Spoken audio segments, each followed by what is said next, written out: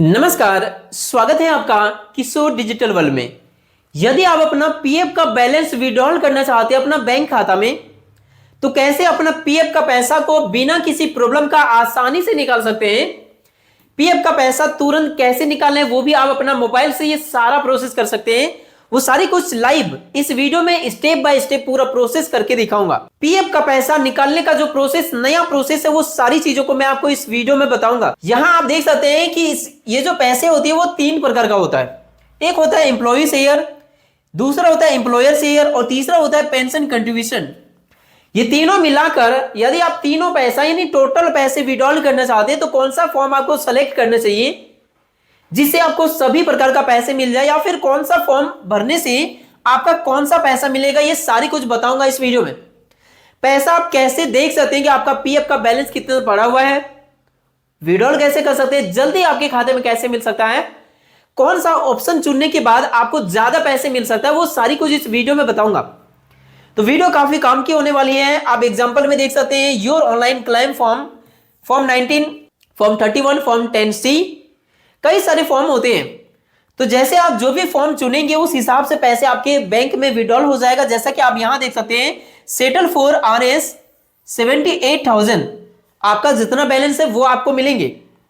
देख सकते हैं will be credit with in 3 working days.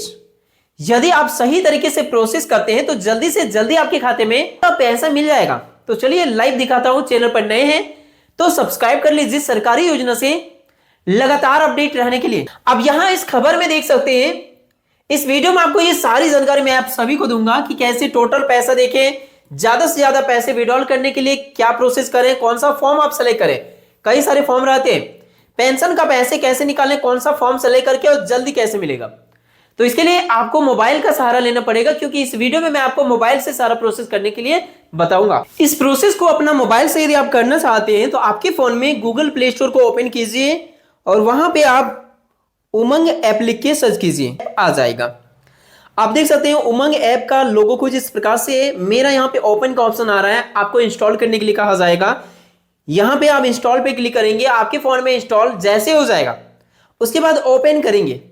ये भारत सरकार का ऐप है और बिल्कुल सिक्योर है। कई सारी सरकारी सर्विसेज आप इस ऐप के माध्यम से कर सकते हैं। अब इस ऐप को जैसे आप ओपन करेंगे उसके बाद आपसे कुछ परमिशंस मांगा जाएगा। तो फर्स्ट वाले ऑप्शन को चुन के आप परमिशन दे दीजिए। अब यहां पे ऊपर में सर्च का जो आइकॉन बॉक्स सर्च का जो आपको दिख रहा है, यहां पर आपको EPFO लिखकर सर्च करना पड़ेगा। जैसे आप EPFO लिख के सर्च करेंगे आपके सामने यहां पर EPFO का ऑप्शन आ जाएगा, इसमें आप क्लिक कीजिए।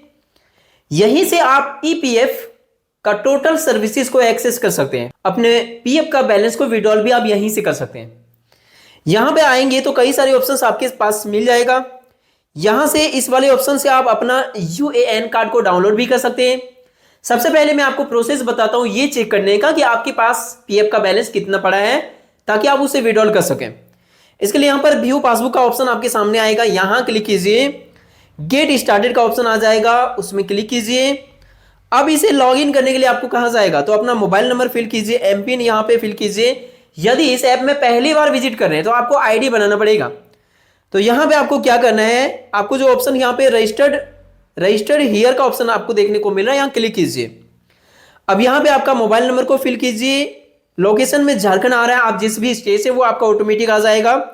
इसमें टिक कीजिए, कंटिन्यू पे क्लिक कीजिए और कंटिन्यू करने के बाद आपका मोबाइल नंबर का OTP से वेरिफिकेशन कीजिए और आपका जो डिटेल्स मांगा जाएगा उसे फिल करके आप एमपिन बना लीजिए। जैसे आप एमपिन बना लेंगे उसके बाद दोबारा से यहां पे बैक आएंगे, अपना मोबाइल नंबर फिल करके एमपिन को फिल करेंगे और कंटिन्यू पे क्लिक करेंगे। अब यहां पे कुछ इस प्रकार से आपका नाम आ जाएगा, कंटिन्यू पे क्लिक कीजिए। अब देखिए यहां पर आपको UAN नंबर को फिल करने के लिए कहा जाएगा। तो जो आपका EPF का UAN नंबर है उसे यहां फिल कीजिए, नेक्स्ट पे क्लिक कीजिए। अब अपना UAN नंबर फिल करके नेक्स्ट कीजिए और यदि यहां पे कोई परमिशन मांगा जाता है तो उसे अलाउ कर दीजिए। अब जितने भी कंपनीज में आपने काम किए हुए हैं या कर रही हैं वो सभी का नाम आपको नीचे लिस्ट के रूप में देखने को मिल जाएगा। तो जिस भी कंपनी का बैलेंस को देखना चाहते हैं तो उसमें आप सिंपली क्लिक कीजिए। आपका पूरा पासबुक यहां पर आपको दिख जाएगा। अब यहां भी साफ साफ आपको दिख जाएगा कि आपका एम्प्लॉई शेयर कितना है, एम्प्लॉयर शेयर कितना है, और पेंशन कंट्रीब्यूशन की जो राशि है ना वो कितना है। साथ ही यदि आपने पहले कभी विड्रॉल किए हुए हैं तो कितना विड्रॉल किए हुए हैं वो सारी कुछ आप यहीं से देख पाएंगे। अब देखने के बाद उसे नोट करके रख लीजिए, क्योंकि उसी के हिसाब से आपको विड्रॉल करते समय फिल करना पड़ेगा। अब यहां से बैक जाएंगे। बैक जाने के बाद अब यहां पर पीएफ को विड्रॉल करने के लिए कई सारे ऑप्शंस यहां पे देखने को मिलेगा, जिनमें से व्यू पासबुक अभी आपको मैंने बताया, फिर है रेस क्लेम, उसके बाद है रेस क्लेम, दो यहां पे है। फर्स्ट है 10C, सेकेंड है यहां पर रेस क्लेम। तो ये सेकेंड वाले ऑप्शन को क्लिक करना है। इसके नीचे आपको ट्रैक क्लेम का ऑप्शन देखने को मिल जाएगा। यहां से आप पता कर पाएंगे कि आपका पीएफ का बैलेंस जैसे आप विड्रॉल करेंगे तो उसके बाद का स्टेटस क्या है। तो सबसे पहले यहां पर सेकेंड वाले रेस क्लेम का जो ऑप्शन देखने को मिल रहा है इसमें क्लिक करते हैं। अब यहां आपका नाम पता सारी चीज देखने को मिल जाएगा, लेकिन ध्यान रहे यदि आपने पीएफ अकाउंट में केवाईसी करा के रखे हुए हैं तो यहां आपको आधार नंबर, पैन नंबर और बैंक का आईएफएससी कोड देखने को मिलेगा। और यदि नहीं कराए हैं तो पहले आपको केवाईसी करना पड़ेगा। केवाईसी मतलब हो गया कि आपका बैंक खाता, पैन नंबर और आधार नंबर को पीएफ अकाउंट से लिंक करना। तो ये पहले कराए हैं तभी ये पैसा आपका विड्रॉल होगा, तो ये कर लीजिएगा। नहीं कराए तो अब यहां पर अपना बैंक अकाउंट नंबर को फिल कीजिए जो केवाईसी करते समय आपने बैंक खाता संख्या को फिल किए थे। उसके बाद नीचे नेक्स्ट का बटन पे क्लिक कीजिए। अब यहां एक चीज ध्यान दीजिएगा, डीओई एम्प्लॉई प्रोविडेंट फंड, यदि आपको डीओई मतलब डेट ऑफ एग्जिट देखने को मिल रहा है, जैसे कि यहां ना है, यदि आपको डेट ऑफ एग्जिट देखने को मिल रहा है, ये तभी होता है जब आपने जॉब छोड़ दी है उस कंपनी से, या आपने रिजाइन कर दिए, या फिर आप स्वेच्छा से जो भी स्थिति बनी, मतलब जॉब में नहीं है आप। तो यहां पे डेट ऑफ एग्जिट लगभग 60 दिनों के अंतर्गत यहां पर अपडेट कर दिया जाता है। यदि आपको डेट ऑफ एग्जिट यहां देखने को मिल रहा है तभी आप पेंशन का पैसे को विड्रॉल कर सकते हैं, साथ ही अपना पीएफ का टोटल पैसे को भी आप विड्रॉल कर सकते हैं। लेकिन यदि आपको यह देखने को नहीं मिल रहा है तब आप अपना पेंशन का पैसे को विड्रॉल नहीं कर सकते और ना ही पेंशन का टोटल अमाउंट को आप विड्रॉल कर सकते हैं। तो इस चीज को आप ध्यान दीजिएगा। उसके बाद नेक्स्ट कीजिए। नेक्स्ट करने के बाद यहां लोकेलिटी में आप अपना विलेज या शहर जहां से भी है वो यहां पे फिल कीजिए। स्टेट में अपने जिला का नाम को फिल कर सकते हैं। फिर स्टेट आप चुनिए, जिस भी स्टेट से हैं वो आप यहां पर सेलेक्ट करिए। डिस्ट्रिक्ट जिस भी जिले से आप वो आप यहां पर सेलेक्ट कर दीजिए।